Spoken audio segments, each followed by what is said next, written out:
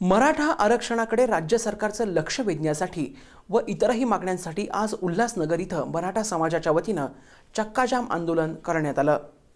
उल्हासनगरमधील शिवाजी चौकात आज दुपारी 12 वाजता कल्याण बदलापूर रोडवरती 20 मिनिटे चक्काजाम करण्यात आला।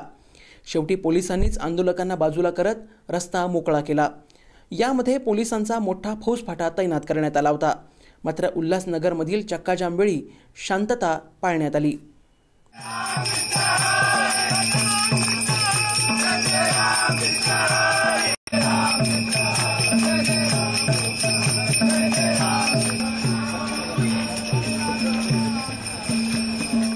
राज्यभर मराठा क्रांती मोर्चाच्या निमित्ताने चक्काजाम आंदोलन करण्यात आलं।